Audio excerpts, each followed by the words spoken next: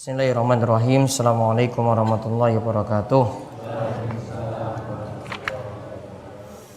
Alhamdulillahirabbil alamin. Hamdan katsiran thayyiban barakan fi. Kama yuhibbu rabbuna wa yardah. Wa asyhadu an la ilaha illallah wahdahu la syarikalah wa asyhadu anna Muhammadan abduhu wa rasuluh. Allahumma shalli ala nabiyyina Muhammad wa ala alihi wa man tabi'ahum bi ihsan ila yaumiddin. Allahumma inna nas'aluka ilman nafi'a wa rizqan thayyiba wa amalan mutaqabbala. Para jamaah, Bapak kalian ibu-ibu yang mungkin senantiasa dirahmati oleh Allah Subhanahu wa taala. Kesempatan malam hari ini kita kembali mengkaji ayat kelanjutan dari pembahasan subuh tadi, surat Al-Maidah ayat ketiga. Tadi telah kita bahas sebagiannya, separuh ayat. Allah berfirman, hurrimat alaikumul maitatu wad-damu wa lahmul khinzir wa ma uhilla li ghairillahi bih wal munkhaniqatu wal mawqudatu wal mutaraddiyatu wan natihatu wa ma akala sab'u illa ma zakaitum wa ma dzubiha 'ala nusub wa an tastaqsimu bil azlam dzalikum fisq. Allah Subhanahu wa taala berfirman, diharamkan bagi kalian bangkai, diharamkan bagi kalian darah, diharamkan bagi kalian daging babi, diharamkan bagi kalian segala sesuatu yang disembelih untuk selain Allah atau menyebut nama selain Allah. Juga wal munkhaniqatu, hewan yang mati tercekik. Juga wal mauqudatu, hewan yang mati kena benturan, pukulan, tabrakan. Wal mutaraddiyatu, hewan yang jatuh dari tempat yang tinggi. Wan natihatu, hewan yang ditanduk. Wa ma akala sab'u, begitu juga hewan yang dimakan binatang buas. Illa ma zakaitum, kecuali yang masih sempat untuk disembelih. Maka tadi ada makanan dan hewan yang diharamkan. Lalu Allah Subhanahu wa taala itu sebutkan, wa antastaqsimu bil azlam, dan kalian mengundi dengan anak panah, yaitu mengundi nasib. Kalian itu mengundi nasib dengan menggunakan anak panah. Diceritakan oleh para ulama, dulu di masa silam kalau ingin lakukan hajatan, pingin manten, atau ada hajatan besar, atau mau pergi safar, maka biasanya orang-orang jahiliyah itu siapkan 3 anak panah. Itu siapkan 3 undian.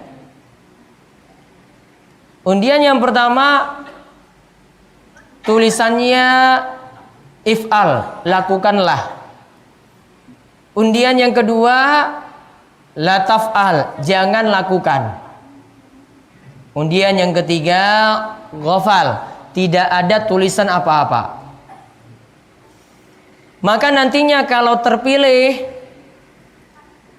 undian yang pertama, oh berarti hajatan ini boleh dilakukan. Misalnya jenengan pilih nanti pas bulan Syawal.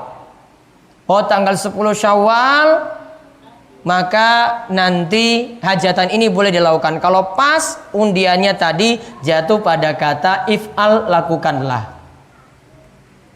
Namun kalau jatuh pada kata la taf'al, jangan engkau lakukan, oh berarti enggak boleh. Hasil undian nasibnya tadi enggak boleh. Kalau jatuh pada yang nomor 3, tidak ada tulisan apa-apa, oh berarti undiannya itu diulang. Diulang lagi sampai dapat lakukan atau tidak boleh dilakukan. Nah ini nasib dahulu diundi dengan anak panah seperti itu. Jadi nasib-nasiban. Dia mau lakukan hajatan, pingin lakukan, anaknya itu punya hajatan besar untuk manten misalnya, atau mau pergi melakukan perjalanan jauh, maka ditimbang-timbang seperti itu terlebih dahulu. Yang ada dalam agama kita atur untuk urusan memilih-milih tadi, termasuk memilih tanggal-tanggal yang baik, termasuk memilih jodoh, termasuk juga untuk urusan yang penting mau pergi safar, perjalanan jauh, kita disunahkan melakukan sholat istikharah.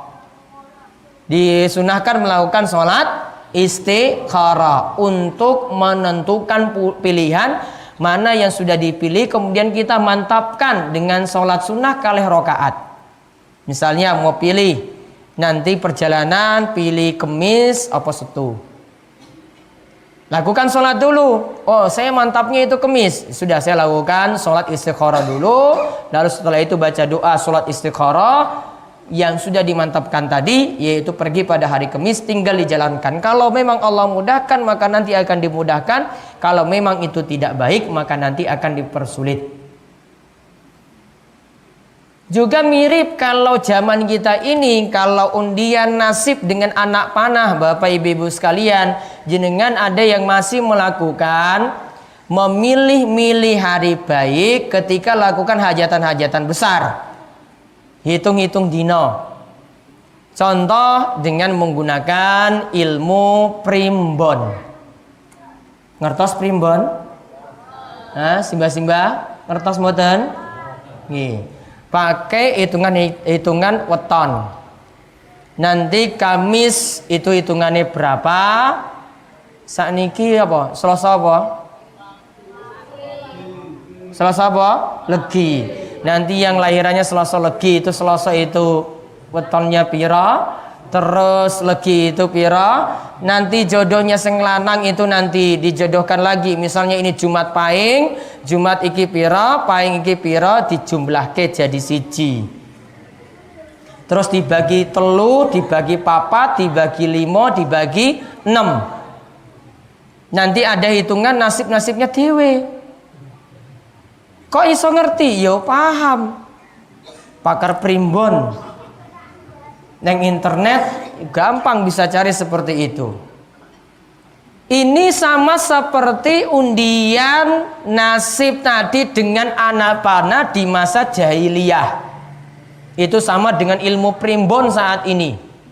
Jadi kalau masih memakai hitung-hitung hari seperti itu untuk melakukan hajatan, kok hajatannya ki pas wong kerja, pas lagi sibuk-sibuk, wah ternyata hasil hitung-hitung. Maka kalau ini masih dipakai berarti ada jahiliyah, itu masih ada di tengah-tengah kita. Nasib itu bukan dihitung dengan itu, jodoh juga bukan dihitung dengan itu, mau pakai ruwat-ruwat juga nggak perlu. Karena yang tentukan nasib kita, takdir kita itu adalah Allah Subhanahu wa ta'ala. Jenengan pakai hitung-hitungan, kalau Allah takdirkan memang nggak baik ya nggak baik, walaupun jenengan hasil hitungannya bagus. Mau pakai ruwat-ruwat juga kalau Allah takdirkan tetap ada musibah, maka musibah itu akan turun. Ma asabakum min musibatin fabima kasabat aydikum wa ya'fu an katsir. Musibah itu datang itu karena sebab dosa yang diperbuat oleh tangan-tangan kalian, dan Allah memberikan maaf dengan pemaafan yang banyak. Jadi musibah itu datang gara-gara kita sendiri. Bukan karena tadi nasibnya jelek, bukan karena tadi hitungannya kurang bagus, bukan karena tadi hasil hitungan wetonnya itu nggak pas. Semua yang tentukan tadi, takdir baik, takdir buruk, itu adalah Allah Subhanahu wa ta'ala. Imani ini dengan baik, maka nasib kita juga Allah akan mudahkan. Maka di dalam suatu doa, Nabi SAW itu pernah berdoa, Allahumma ya Allah jadikanlah takdirku seluruhnya itu dalam keadaan baik. Artinya kita takdirnya itu mau kita rasa baik ataupun rasa jelek, mudah-mudahan nanti ujung-ujungnya juga semuanya itu baik. Maka takdir tadi perlu diimani, perlu diterima. Sifat orang muslim itu mengimani takdir Allah Subhanahu wa taala, atau yang dikenal oleh kita dengan beriman pada qadha dan qadar Allah Subhanahu wa taala. Jadi tugas kita seperti itu. Jadi jangan seperti tingkah laku orang jahiliyah yang ingin urusannya itu lancar pakai undi nasib. Dulu pakai azlam, dulu pakai anak panah. Kalau dapat nasibnya itu baik, oh dia jalan. Kalau dia undi itu nasibnya jelek, dia nggak mau jalan. Mirip seperti saat ini jenengan hitung-hitung hari baik. Sampai undang-undang pawang juga, atau orang-orang pintar untuk hajatannya itu mudah. Ingat, Allah yang tentukan nasib kita semuanya. Takdir itu juga Allah yang tentukan, sehingga tawakal kita itu hanya pada Allah Subhanahu wa taala. Orang yang tawakal penuh pada Allah, kata Allah Subhanahu wa taala, "Wa may yatawakkal 'alallah fahuwa hasbuh." Siapa yang bertawakal pada Allah, Allah yang nantinya akan memberikan kecukupan. Kalau masih percaya-percaya seperti tadi, jenengan sudah punya sifat jahiliyah, jatuh juga dalam perbuatan syirik. Diperbaiki. Wong muslim, tiang muslim itu muslim tenanan. Akidahnya harus kuat, imannya harus kuat, tawakalnya itu harus penuh pada Allah Subhanahu wa taala. Jangan campur-campur lagi dengan pemahaman-pemahaman jahiliyah. Ini terutama simbah-simbah niki loh. Ya, ini masih turun temurun seperti itu, terus diperbaiki.